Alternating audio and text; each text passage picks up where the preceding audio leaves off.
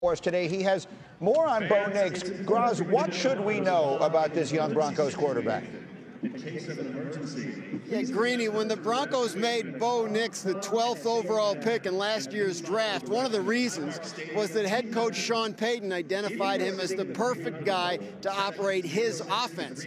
Nick should take that as a compliment, because when we talked to a couple of guys that used to play quarterback for Payton, we found out his offense isn't always the easiest to operate. It's been amazing to watch the Broncos offense from the start of the year until now. You have a rookie quarterback who Sean loves, highly intelligent, highly cerebral, but nonetheless, man, you're stepping in as a rookie and you're trying to absorb this offense from, this mad scientist play caller and Sean Payton. So I want to start with 13Z, Devery Henderson, Chris Ivory, green right nasty, Z peel, fake slash 37, Buster Bluff, naked right, X post, wide bite. That'll be the first call.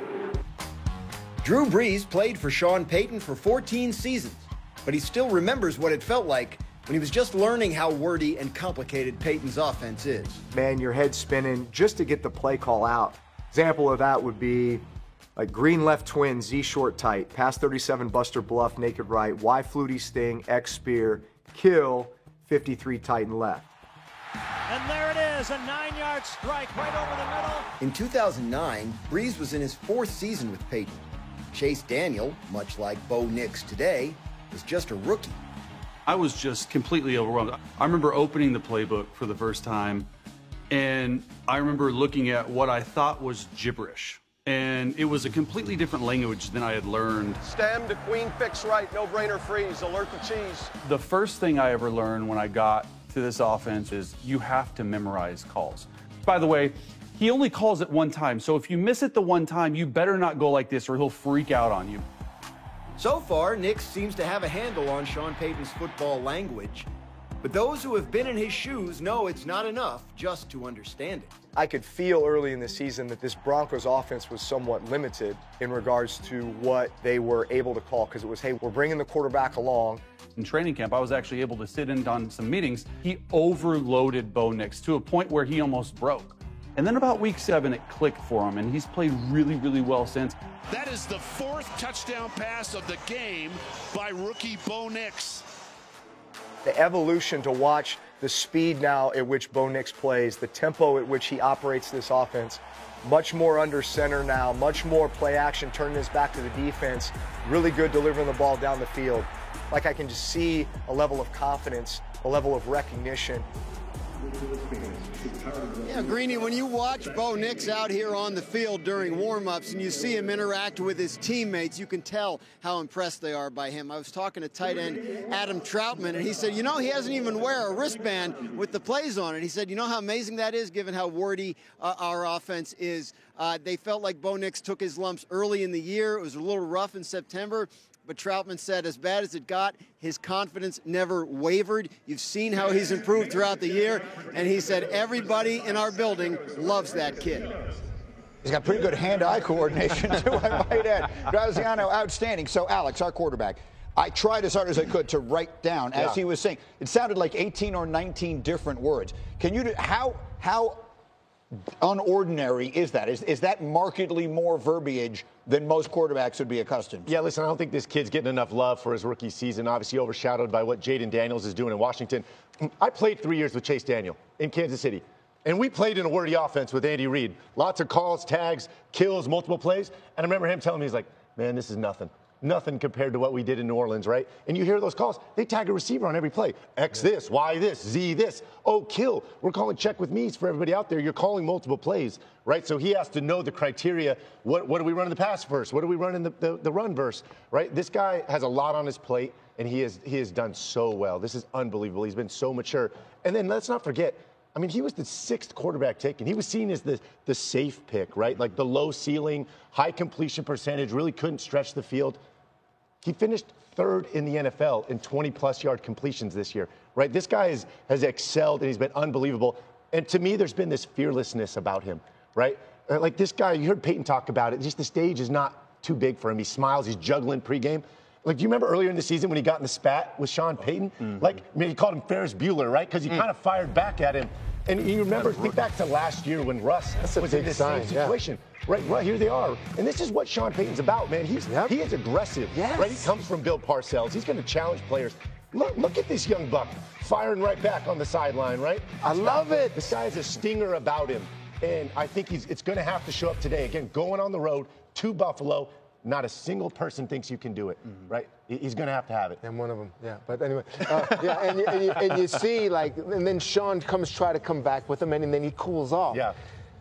Some players just don't have that. Okay, to question authority and voice authority. It's what makes, in my opinion, the best leaders in the National Football League. When you can look at a head coach, no matter who it is, no matter what he's done, and saying, listen, this is what I think. This is what happened out there, coach. Calm down.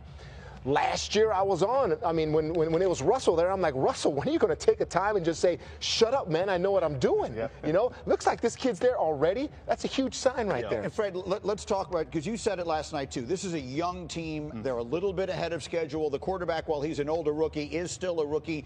You said to me something last night about how you can play like you have nothing to lose. Is that a real thing? Absolutely. I mean, you look at this team back 6 months ago, the start of this season, nobody would have thought that the Denver Broncos would have been here. Only the Denver Broncos knew that they had a chance of doing this. Nobody knew that Bo Nix was going to show up and be the quarterback that he's been. He's been ultra impressive as a rookie. It's so hard in this league to come in as a rookie and play the quarterback position at a high level, and he's done that. He's given his team a chance to be here in this moment. One of the most dangerous teams in the NFL is one that has nothing to lose.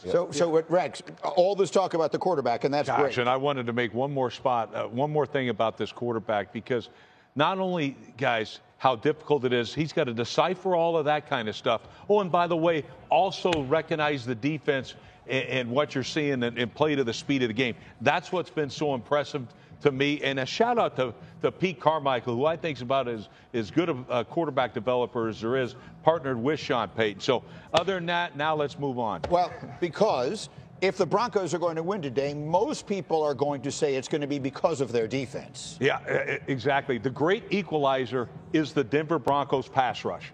They got 5 guys that can get after the quarterback. They can get it from inside, outside, all over the place. I think that's the equalizer today and gives them an opportunity. They play man. They like to play man. I mean, they like to get after guys, too, and send pressure. And I just don't know if that's the right formula. I really think this is a big brother game right here. I mean, you're going into Buffalo, and you are playing the Bills, who have only one goal, and that's a championship. And with this guy right here, when he sees backs to him, he's taken off, and he is a tough tackle. So, I mean, all those guys in terms of Benito, Cooper, Allen, it's like, getting there, bring him down. Yeah. That's the hard part. And I've even started to talk about this offensive line, who I feel is special in how they run the ball with James Cook. All right, so we will get much more on this game. We'll talk about it from the Bills side of things as we continue. But now it is time for the moment you all have been waiting for. It is time for the Rex Factor. Prepare yourself. Be ready.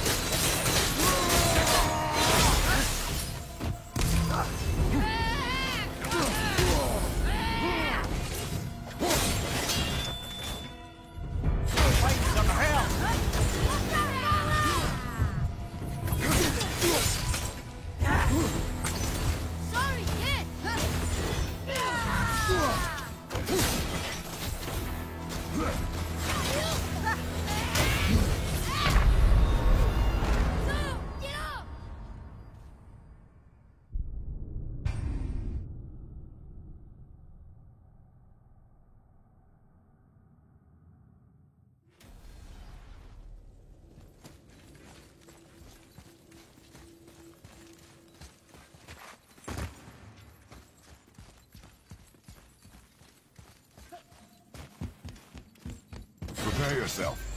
Prepare yourself.